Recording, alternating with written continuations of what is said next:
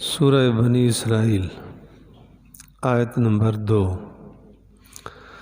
نحمدہ و نصلی علی رسولہ الکریم، اما بعد، اعوذ باللہ من الشیطان الرجیم، بسم اللہ الرحمن الرحیم۔ وآتینا موسیٰ الکتاب وجعلناہ ہدی لبنی اسرائیل اللہ تتخذوا من دونی وکیلا۔ صدق اللہ العظیم۔ اللہ تعالیٰ ارشاد فرما رہے ہیں وآتینا موسیٰ الکتاب، اور ہم نے موسیٰ علیہ السلام کو کتاب عطا کی، وجعلناہ، اور ہم نے اس کتاب کو بنایا ہدایت بنی اسرائیل کے لیے، اللہ تتخذوا من دونی وکیلا، کہ نہ بناؤ تم میرے علاوہ کسی کو کارساز مشکل کشا۔ موسیٰ علیہ السلام بنی اسرائیل انبیاء میں سے اور اولو العزم پیغمبر ہیں۔ اللہ نے بڑی شان عطا کی۔ حضور علیہ السلام جب معراج پہ تشریف لے گئے تو موسیٰ علیہ السلام سے چھٹے آسمان پر ملاقات ہوئی، اور تفصیلی ملاقات ہوئی، آپ نے سنا بار بار ہوئی۔ آپ علیہ السلام فرماتے ہیں کہ جب میں جنت میں تھا تو ایک مکان سے بڑی زوردار خوشبو آ رہی تھی۔ میں نے پوچھا جبرائیل یہ کس کا مکان ہے؟ تو انہوں نے بتایا کہ فرعون کی بیٹی کی خادمہ، یہ اس کا مقام ہے۔ فرعون کی بیٹی کی ایک خادمہ تھی، موسیٰ علیہ السلام پہ کلمہ پڑھ چکی تھی، اور ان کی بیٹی کی خدمت کرتی تھی۔ ایک دن کنگھی گر گئی، کنگھا کر رہی تھی، تو اٹھاتے ہوئے پڑھا بسم اللہ الرحمن الرحیم۔ تو فرعون کی بیٹی نے کہا کہ میرے ابا کے علاوہ بھی کوئی رب ہے؟ اس نے کہا میرا رب تو اور جو موسیٰ کا رب ہے وہ میرا رب ہے۔ فرعون کو بتایا گیا، فرعون نے بھی کہا کہ میرے علاوہ کوئی رب ہے؟ انہوں نے کہا بالکل اللہ ہے۔ اس نے سمجھایا، لیکن پکی رہی اسلام پر، ایمان پر۔ اس نے ایک کڑاہ گرم کروایا، اس کے سارے خاندان کو اس میں ڈلوایا، یہاں تک کہ ایک بچے کو ماں سے چھین کے اس میں ڈالا گیا۔ جب ماں کو پکڑا گیا تو وہ تھوڑا سی ڈری، بچے نے اس میں سے کہا آ جاؤ یہاں سکون ہے۔ تو اس بچی کو بھی اسی کڑاہ میں ڈالا گیا، بھن گئی۔ اب اللہ نے مقام کتنا عطا کیا۔ ویسے بھی بسم اللہ الرحمن الرحیم پڑھنے پر اللہ نے بڑا کچھ عطا کیا۔ ایک عیسائی عورت مسلمان ہو گئی تھی، باپ نے چاہا کہ میں اس کو ماروں لیکن بدنام بھی نہ ہو جاؤں۔ ایک سانپ لے آیا کسی سے، بیٹی سے کہا کہ یہ مٹکا رکھ لو۔ صبح کہتا ہے وہ مٹکے میں میرا ایک ہار رکھا ہے، وہ لیا، سانپ ڈسے گا مر جائے گی۔ وہ گئی تو اس نے بسم اللہ الرحمن الرحیم پڑھ کے ہاتھ ڈالا، ہار پکڑ کے لے آئی۔ وہ حیران کہ یہاں تو میں نے سانپ رکھا تھا، جا کے دیکھا کچھ نہیں تھا۔ تو اس نے کہا کہ چلو یہ واپس رکھو۔ وہ گئی بسم اللہ الرحمن الرحیم پڑھ کے واپس رکھ دیا۔ پھر آ گئی، پھر وہ گیا تو سانپ، تو کہنے لگا یہ کیسے؟ انہوں نے کہا جی میں اللہ کا نام لے کر ہاتھ ڈالا تھا، اللہ کا نام لے کر چیز واپس رکھی تھی۔ تو بسم اللہ میں اللہ نے تاثیر تو بڑی رکھی ہے، بڑی تاثیر رکھی ہے۔ شاہ کسریٰ نے ایک مرتبہ حضرت عمر رضی اللہ تعالیٰ عنہ کو لکھا کہ میرے سر میں درد رہتا ہے، انہوں نے ایک ٹوپی بھیجی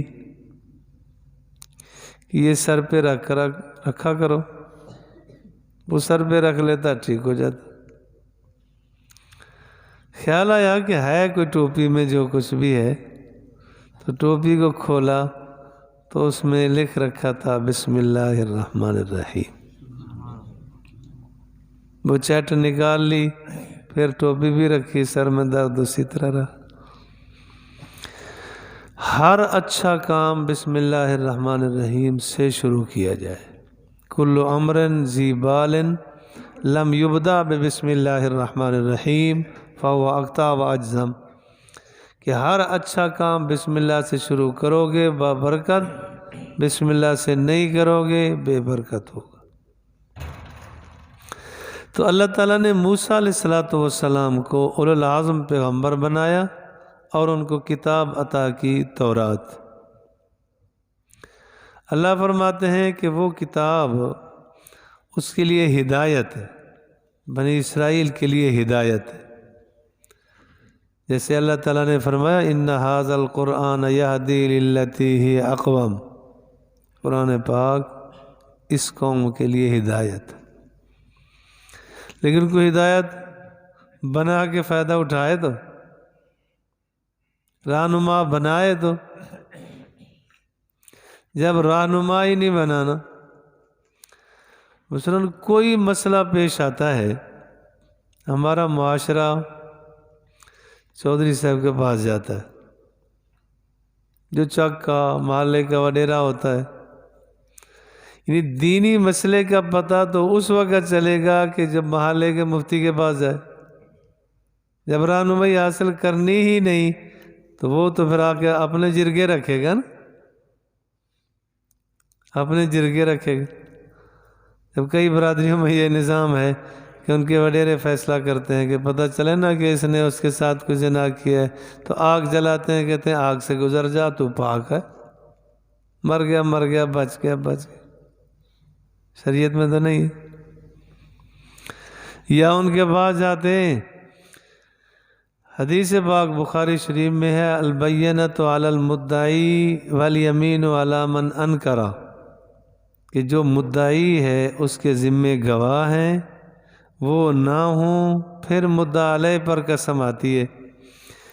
وڈیرا ملک صاحب فیصلہ کرتا ہے، تو قسم اٹھا لے تو ختم، تو قسم اٹھا لے تو ختم، شرعی مسئلہ نہیں بتا۔ قسم بنتی ہے مدعا علیہ کے ذمے، وہ مدعی سے قسم لے کے کہتے ختم، کوئی نہیں کوئی نہیں۔ رہنمائی حاصل کریں گے دین سے تو دین رہنما بنے گا نا، جب ادھر آئیں گے نہیں تو ملے گا کیا؟ اللہ نے اس کو فرمایا ہدایت بنائی بنی اسرائیل کے لیے، اور بنیادی مسئلہ کیا بتایا؟ اللہ تتخذوا من دونی وکیلا، کہ تم نہ بناؤ اللہ کے علاوہ کو کارساز، مشکل کشا، حاجت روا۔ انہوں نے مولویوں کو اور پیروں کو ارباب بنا دیا، رب بنا دیا تھا۔ احبار کو، اپنے علماء کو اور اپنے بزرگوں کو انہوں نے رب مانا، رب والے صفات ان میں رکھ دیے اور ان سے حاصل کرنے لگے۔ تو رب صرف رب ہے اور سارے رب نہیں، وہ مخلوق ہیں۔ اللہ فرماتے ہیں ذریۃ من حملنا مع نوح، کہ اولاد ہیں ان کی جن کو ہم نے نوح کے ساتھ اٹھایا تھا۔ نوح علیہ السلام اولو العزم پیغمبر ہیں،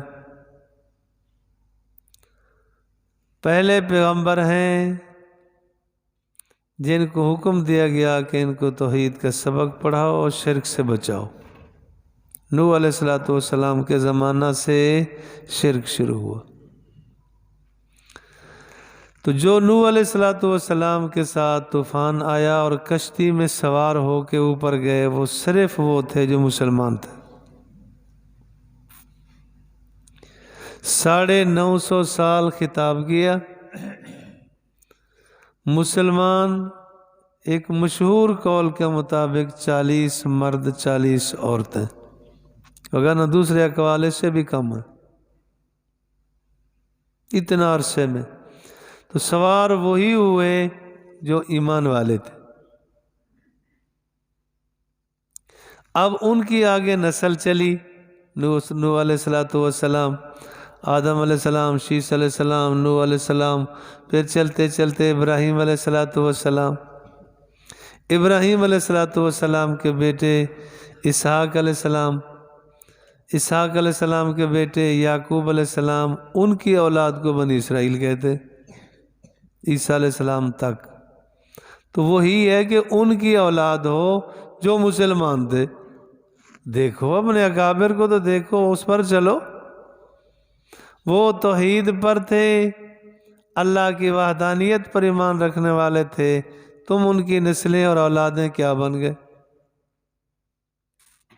اس طرح کہا جاتا ہے نا کہ تمہارے بڑے تو سمندر تھے، تم ایک قطرہ بھی نہ بنے۔ وہ توحید پر پکے تھے، تم شرک کرنے لگے ہو، بدعات رسومات کرنے لگے ہو۔ تو اکابر پر چلو کہ جیسے وہ دینداری پر تھے۔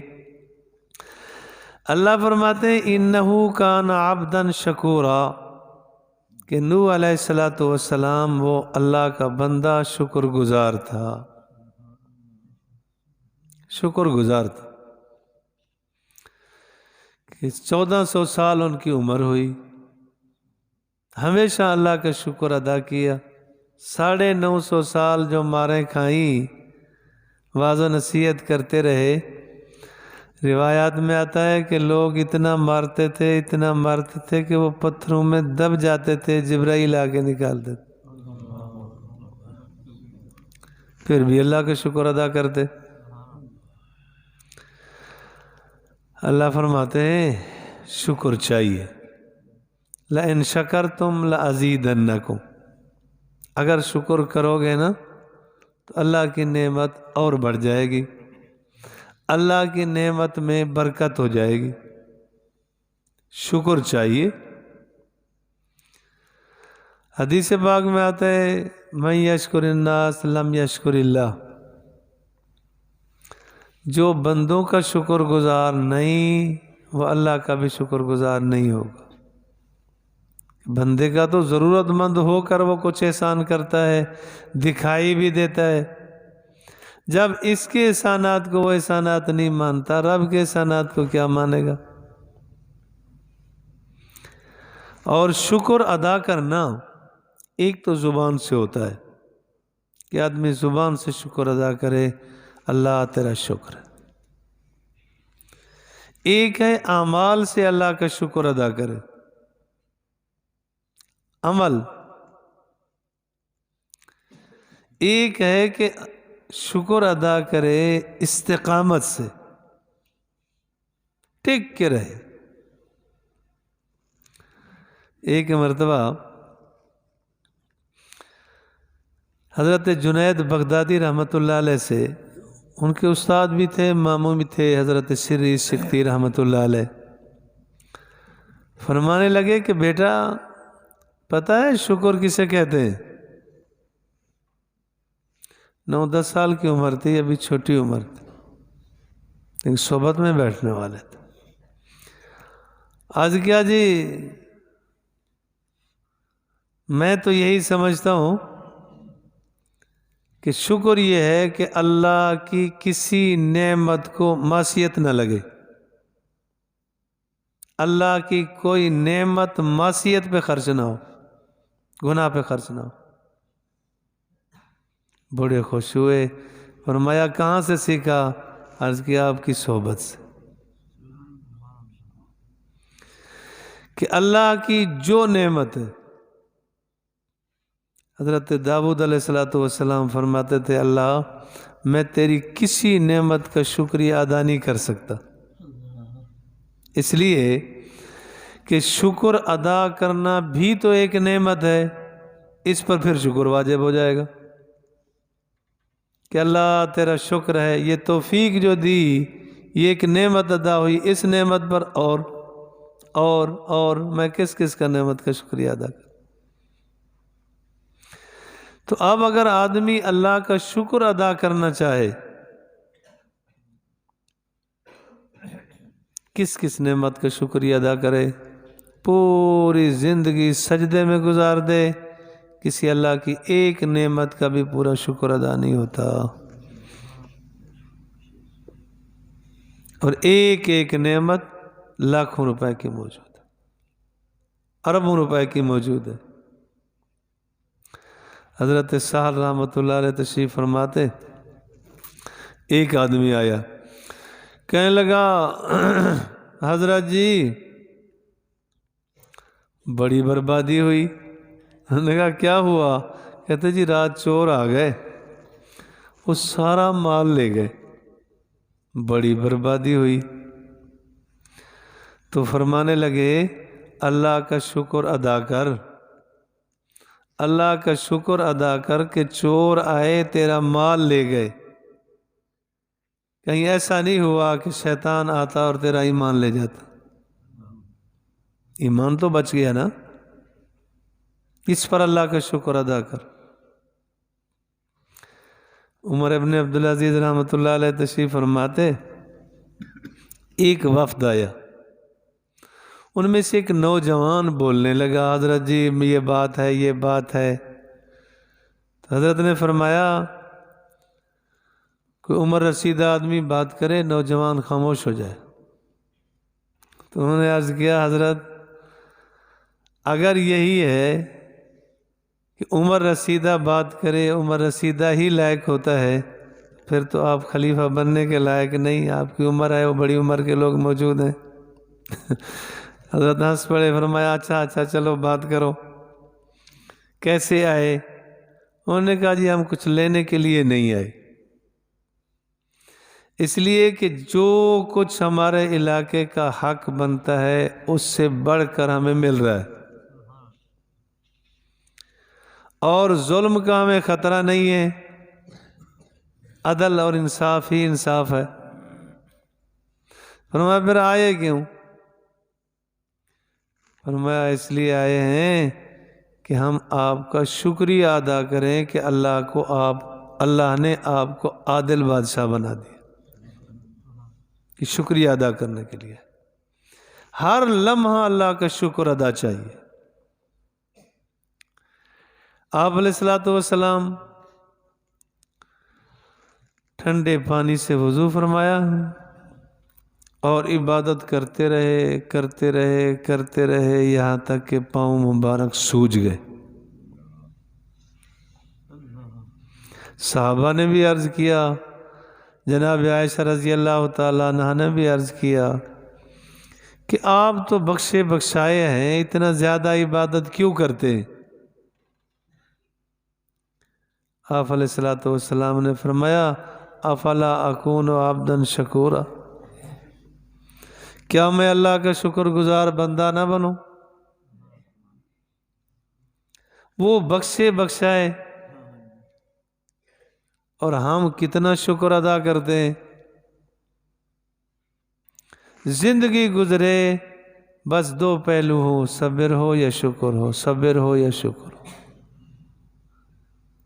صبر اور شکر سے اگر زندگی گزر گئی جنت ہی جنت، جنت ہی جنت۔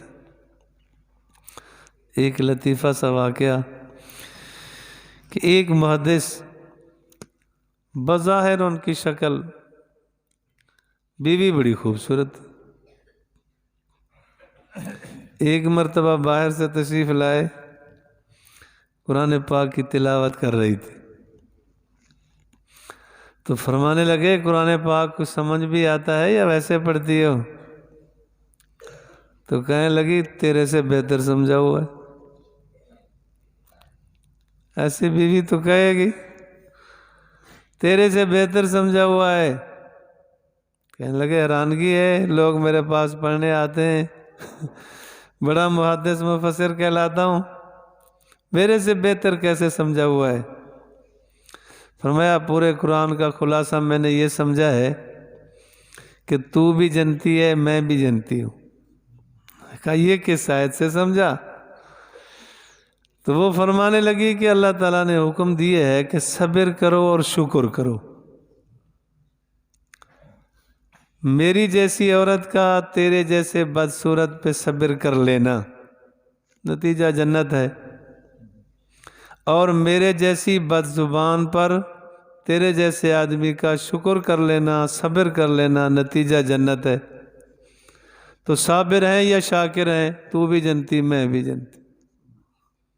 تو بات تو یہی ہے کہ ہر لمحہ ہر گھڑی اللہ کا شکر ادا کرے.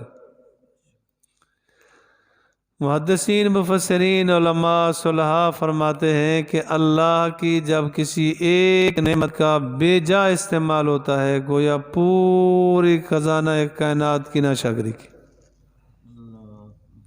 آنکھ غلط استعمال ہو گئی، پورے نظام کی ناشکری کی.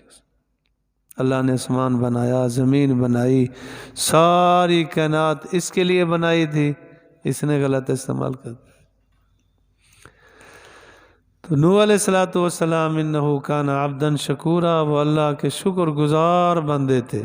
اللہ ہر مسلمان کو شکر ادا کرنے کی توفیق نصیب فرمائے. وآخر دعوانا الحمد